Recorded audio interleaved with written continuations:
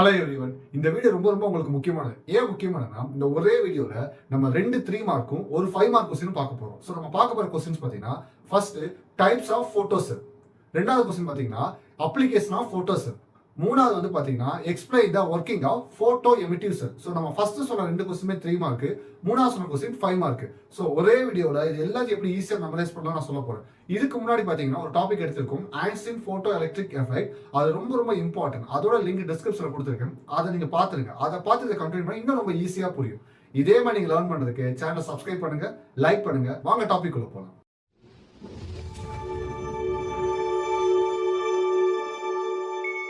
Friends, first நம்ம பார்க்க போறது போட்டோசெல். இந்த போட்டோசெல்ல மொத்தம் நம்ம 3 கண்டென்ட் பார்க்க போறோம். ஒன்னு டெஃபினிஷன், இன்னொன்னு டைப்ஸ், மூணாவது அப்ளிகேஷன் பார்க்க போறோம். ஃபர்ஸ்ட் நம்ம பார்த்து முடிச்சுட்டு அதுக்கப்புறம் ஒவ்வொரு கண்டென்ட் எந்தெந்த மார்க்ல கேட்கிறோம் நான் டீடைலா சொல்லிடுறேன். ஃபர்ஸ்ட் நம்ம பார்க்க போறது எக்ஸ்பிளனேஷன் தான், டெஃபினிஷன் தான் பார்க்க போறோம். போட்டோசெல். போட்டோசெல் என்ன பண்ணுதுன்னு பாத்தீங்கன்னா, நீங்க ஃபர்ஸ்ட் இந்த நேமை பாருங்க. போட்டோனா என்ன அர்த்தம்னா லைட்னு அர்த்தம். அப்ப லைட்டை யூஸ் பண்ணி நம்ம எலக்ட்ரிக்கல் எனர்ஜியை கிரியேட் பண்ணா அதுக்கு பேர் தான் photocell. அப்ப எப்படி சொல்லணும்னா, the photocell is a device, it convert light energy into electrical energy. Sometimes light energy பதிலா இன்னொரு பேர் என்ன கொடுப்பாங்கன்னா ஆப்டிக்கல் எனர்ஜி. ரெண்டு ஒண்ணுதான், லைட்னாலும் ஆப்டிக்னாலும் ஒண்ணுதான். அப்ப இந்த photocell பிரின்சிபல் என்னது? Photo electric effect.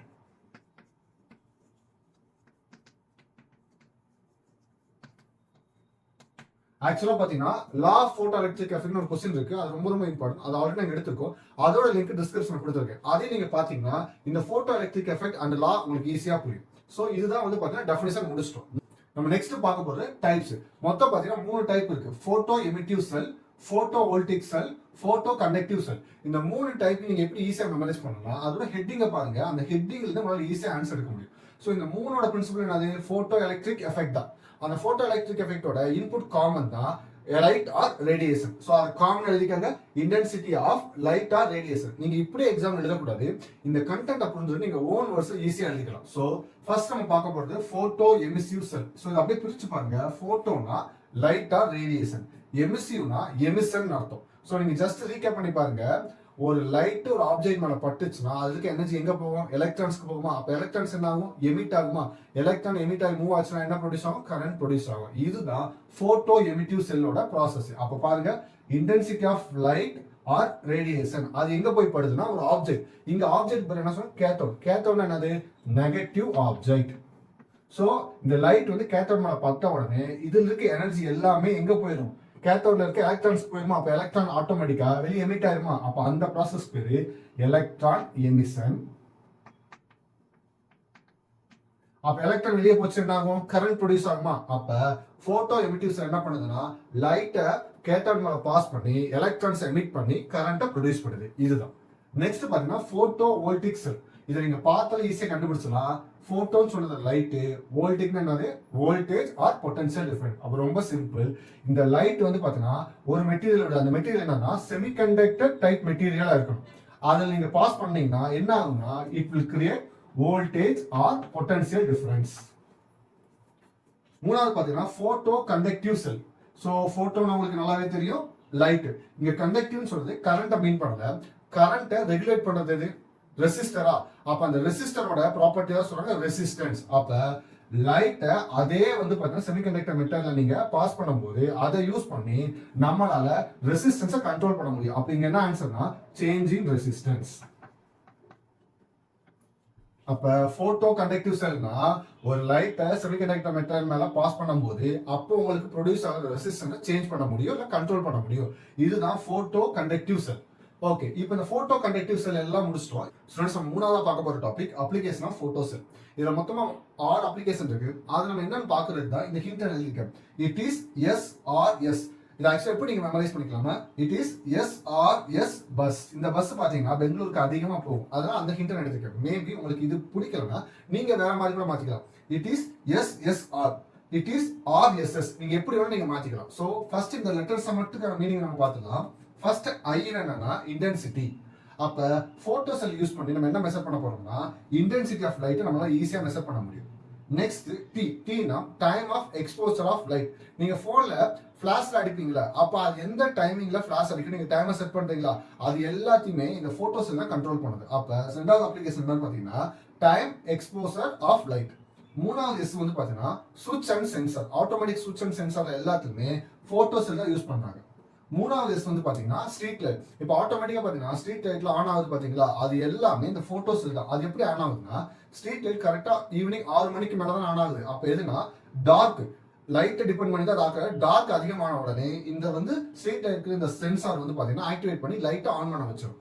So fourth S வந்து பாத்தீங்கன்னா ஸ்ட்ரீட் லைட். ஃபிஃப்த் வந்து ஆர் என்னன்னா reproduction of sound in motion picture. இந்த மோஷன் பிக்சர்ல சவுண்டை ரீக்ரியேட் பண்றாங்க பாத்தீங்களா, அதுக்கு நம்ம போட்டோஸ் எல்லாம் யூஸ் பண்றாங்க. அப்ப ஆர்னா reproduction of sound in motion picture. Sixth one பாத்தீங்கன்னா to measure the speed of athletes. இப்போ உசேன் போல்ட் ஸ்பீடா ஓடுறாரு, எவ்வளவு ஸ்பீட்ல ஓடுறாரு நம்ம கண்டுபிடிக்கிறோம், அதுக்கு யூஸ் பண்றது எல்லாமே போட்டோஸ் தான். இந்த ஆரை மட்டும் நீங்க நல்லா மெமரைஸ் பண்ணீங்கன்னா உங்களுக்கு ஈஸியான கொஸ்டின் முடிஞ்சிடும். இப்போ நம்ம பாத்தீங்கன்னா இந்த ஒவ்வொரு கேட்டகரி எந்தெந்த மார்க்ல கேட்கறான்னு பார்க்கலாம். ஸோ ஃபர்ஸ்ட் இது வந்து 2 mark question. Define photocell. Types of photocell வந்து தனியாகவும் ஒவ்வொரு டாபிக் 2 மார்க்ல கேட்கலாம். பட் மொத்தமா கேட்ட டைப்ஸ் ஆஃப் போட்டோசெல் கேட்டா 3 மார்க் கொஸ்டின். இந்த அப்ளிகேஷன் ஆஃப் போட்டோசெல் வந்து 3 மார்க் கொஸ்டின். இதுல அதிகமா பப்ளிக் எக்ஸாம் கேட்டது இந்த அப்ளிகேஷன் ஆஃப் போட்டோசெல். பட் நீங்க படிக்கும்போது கம்பைனா படிச்சீங்கன்னா கொஞ்சம் ஈஸியா இருக்கும். ஸ்டூடெண்ட்ஸ், நம்ம நெக்ஸ்ட் பார்க்க போற டாபிக் போட்டோ எமிட்டிவ் செல். இது ஒரு 5 மார்க் கொஸ்டின். இதோட ஃபர்ஸ்ட் ரெஃபரன்ஸ் உங்களுக்கு என்னன்னு தெரியும். லைட் எனர்ஜி வந்து பாத்தீங்கன்னா எலக்ட்ரான் எமிஷன் மூலமா எலக்ட்ரிக்கல் எனர்ஜியை கன்வெர்ட் பண்ணுச்சுன்னா அதுக்கு பேரு போட்டோ எமிட்டிவ் செல். அதோட principle photo electric effect. Photo emissive செல்லோட கன்ஸ்ட்ரக்ஷன் பார்த்துக்கலாம். நீங்க டயக்ராம் பார்த்தா தெரியும். ஒரு குவார்ட்ஸ் பல்ப் இருக்கு. அந்த குவார்ட்ஸ் பல்ப் கூட பாத்தீங்கன்னா ஆனோட் கேத்தோட் இருக்கு. அதுல ஆனோட்னு சொல்லி பாத்தீங்கன்னா தின் வயர் ஆர் ராட் யூஸ் பண்ணிருக்காங்க. அது வந்து பாத்தீங்கன்னா கேத்தோடுக்கு பேரலா இருக்கு. அது கொஞ்சம் சின்னதா இருக்கு பாத்தீங்களா. நெக்ஸ்ட் இந்த பக்கம் கொஞ்சம் பெருசா இருக்கிறது வந்து பாத்தீங்கன்னா கேத்தோட். கேத்தோட் வந்து பாத்தீங்கன்னா செமி சிலிண்டரிக்கல் ஷேப்ல அது இருக்கு.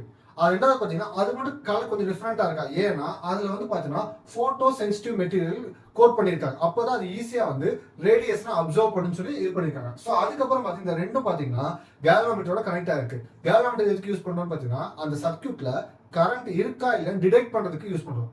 அம்மீட்டர் அமௌண்ட் ஆஃப் கரண்ட்டை மெஷர் பண்றதுக்கும் கேல்வாமீட்டர் அதுல கரண்ட் இருக்கா இல்லைன்னு டிடெக்ட் பண்றதுக்கு நம்ம யூஸ் பண்றோம். ஸோ அந்த கேல்வாமீட்டர் எதோட கனெக்ட் ஆயிருக்கு, ரியோஸ்டாட்டோட கனெக்ட் ஆயிருக்கு. ரியோஸ்டாட் பேட்டரியோட கனெக்ட் ஆயிருக்கு. அப்ப அந்த பேட்டரி என்ன கொடுக்குதுன்னு பாத்தீங்கன்னா பொட்டன்ஷியல் டிஃபரன்ஸ் எதுக்கு கொடுக்குதுன்னு பார்த்தீங்கன்னா ஆனோடுக்கும் கேத்தோடுக்கும் நடுவுல பொட்டன்ஷியல் டிஃபரன்ஸை அந்த பேட்டரி தான் கிரியேட் பண்ணுது. பொட்டன்ஷியல் டிஃபரன்ஸ்னா வோல்டேஜ் சொல்லலாம். ஸோ இதுதான் construction. Students, photo emissive செல்லோட working என்னன்னு பார்த்துக்கலாம். அந்த ஒர்க்கிங் ரொம்ப சிம்பிள். டயக்ராம்ல பாத்தீங்கன்னா அந்த கேத்தோட்ல ரேடியேஷன் வந்து விழுகிற மாதிரி இருக்கா. So radiation with suitable frequency. இந்த சூட்டபிள் ஃப்ரீக்வன்சி என்ன மீனிங்னா இந்த ரேடியேஷன் ஃப்ரீக்வன்சி வந்து த்ரெஷோல்ட் ஃப்ரீக்வன்சி விட அதிகமா இருந்தா மட்டும் நமக்கு எலக்ட்ரான் எமிஷன் நடக்கும். ஸோ அதுதான் கான்செப்ட். ஸோ இந்த பர்டிகுலர் ஃப்ரீக்வன்சில ரேடியேஷன் வந்து கேத்தோட விழுது. கேத்தோட என்ன அதிகமா இருக்கும், எலக்ட்ரான்ஸ் தான் அதிகமா இருக்கும். அப்ப எலக்ட்ரான்ஸ்க்கு இதுல இருந்து எனர்ஜி ஃப்ளோ எலக்ட்ரான்ஸ்க்கு போயிருமா. அப்ப எலக்ட்ரான் ஆக்சிலரேட் ஆக ஆரம்பிச்சு கேத்தோடுக்கு வெளியேற்ற வர ட்ரை பண்ணும். எலக்ட்ரான்ஸ் வெளியே வந்தா அதுக்கு பேர் எலக்ட்ரான் எமிஷன். எலக்ட்ரான் என்ன சார்ஜ், நெகட்டிவ் சார்ஜ். அப்ப நெகட்டிவ் சார்ஜ் வெளியே வந்தா ஃபர்ஸ்ட் எங்க போகும்னா பாசிட்டிவ் சார்ஜ் நோக்கி தான் போக ஆரம்பிக்குமா. நமக்கு பக்கத்துல என்ன இருக்கு, ஆனோட் இருக்கா. ஆனோட் சொல்றது பாசிட்டிவ் சார்ஜ். அப்ப ஆட்டோமேட்டிக்கா எல்லா எலக்ட்ரானும் ஆனோட நோக்கி போக ஆரம்பிக்கும். ஸோ ஆனோட்ல நெகட்டிவ் சார்ஜ் எலக்ட்ரானும் பாசிட்டிவ் சார்ஜ் ரெண்டும் ஒன்னா கம்பைன் ஆயிடுச்சு என்ன ப்ரொடியூஸ் ஆகும் பாத்தீங்கன்னா கரண்ட் ப்ரொடியூஸ் ஆகும். அப்படி கரண்ட் ப்ரொடியூஸ் ஆச்சுன்னா அது ஃப்ளோ ஆக ஸ்டார்ட் ஆகுமா. அதை டிடெக்ட் பண்றது என்னன்னா கேல்வாமீட்டர். அப்ப கேல்வாமீட்டருக்கு அப்புறம் என்ன கனெக்ட் பண்ணிருக்கோம், ரியோஸ்டாட். ரியோஸ்டாட் என்னன்னா ஒன் டைப் ஆஃப் ரெசிஸ்டர். அது அந்த ஃப்ளோ ஆஃப் கரண்ட் ரெகுலேட் பண்ணி கொடுக்கும். ஸோ இப்படிதான் போட்டோ எமிட்டிவ் செல் ஒர்க் ஆகுது. ஸோ இது மூலமா நம்மளால கரண்ட் ஜென்ரேட் பண்ண முடியுது. ஸோ இப்படி ஜென்ரேட் ஆகிற கரண்ட் எதை டிபெண்ட் பண்ணிங்கன்னா ரெண்டு கண்டிஷன் டிபெண்ட் பண்ணிருக்கு. ஃபர்ஸ்ட் இன்டென்சிட்டி ஆஃப் ரேடியேஷனை டிபெண்ட் பண்ணி தான் எலக்ட்ரான் எமிஷன் நடக்குது. எவ்வளவு எலக்ட்ரான் எமிட் ஆகுதோ அதுக்கு தகுந்த கரண்ட்டும் ப்ரொடியூஸ் ஆகுது. So first point intensity of radiation depend பண்ணிருக்கு. ரெண்டாவது வந்து பாத்தீங்கன்னா உங்களுக்கு ஓம்ஸ்லாம் தெரியும். ஒரு கரண்ட் ப்ரொடியூஸ் ஆனா ரொம்ப ரொம்ப இம்பார்ட்டன்ட் பொட்டன்ஷியல் டிஃபரன்ஸ் வோல்டேஜ் தேவையா. அப்ப அதுதான் இங்க ரொம்ப முக்கியம். Potential difference between anode and cathode. இந்த ரெண்டு பாயிண்ட்டும் உங்களுக்கு சாட்டிஸ்ஃபை ஆனாதான் போட்டோ எமிட்டிவ் செல் ப்ராப்பரா கரண்ட் ப்ரொடியூஸ் பண்ணும். ஸ்டூடெண்ட்ஸ், இந்த வீடியோவில் நீங்கள் 3 மார்க் ஒரு 5 மார்க் டீட்டெயிலாக படிச்சு போய் நம்புறேன். இதே மாதிரி நீங்கள் லேர்ன் பண்ணுறதுக்கு சேனலை சப்ஸ்கிரைப் பண்ணுங்க, லைக் பண்ணுங்க, உங்க ஃப்ரெண்ட்ஸ்க்கும் ஷேர் பண்ணுங்க. Have a nice day.